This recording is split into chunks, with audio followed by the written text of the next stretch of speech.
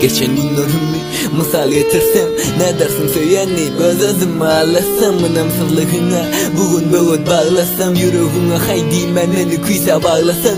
Ne der yüreğim, ne der bu tenim, sensizlik yakan benden ahili vurlu bu dövür. Söylenim sevgimden geçti geçen günler, men bayramını yaddam o vurlu sen bilen geçen günüm. Sevgim bana sapık oldum, günler yat oldu, yanı geçti 7 ay mensiz yürek şart oldu. Kuysadım gülküyünü, kuysadım mehrini, çağı yalı bolşun dedim bana ya men seknemi.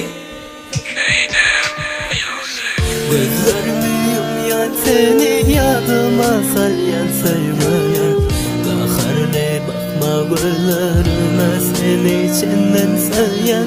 Gözlerimi yumyan seni yadıma salyan saymayan, kaharle bakma mama söyleyen seni saymayan. Arzumda yaşarsın sen söyleyin, taşlaşma benden yalvarıyan, men sana söyleyim. Ne sebep oldu ayrılmazlığa, ikimizin yolumuz ile bollamış. Ay sana bana söyleyim, sen beni ya men ne sevgilim nerede kaldı? Ay sana cevapı koymaşım ben sana. Sen beni yamin ne sevgilim nerede kaldı? Ay sana sevgin yeken koyma sana sevgilim. Dinle beni, sen bilen geçilen günlerin üstünde geldim ne deyip gördüm olacağım deyip öz üstümden ullum öz-özüme sevin yanaladı bollum başıma, yüzümü vurdum karaman yaşına. Kayıpın gelmedi can, hoşmadın canıma, bu zarını çeken bes gelmen yaşıma. Yolunu izarla bollu gözlerime kör, ile yamalığım yok gelişki fikrim dör. Gözlerim baktı bana bakışın yaktı canı, gidip durmuşumdan alın aklı huvasım mı seni koruyan, görücümü tuttu tozan hobi yönü berbeli sözümü söyleyen niye senin ilki.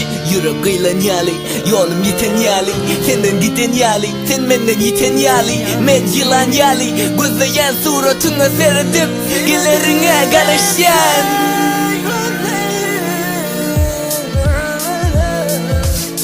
Sen beni yamin ne sevgilim nerede kaldı?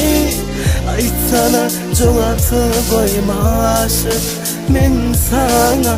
Sen beni yamin ne sevgilim nerede kaldı? Ay sana sevgin yeke koyma sana sevgilim.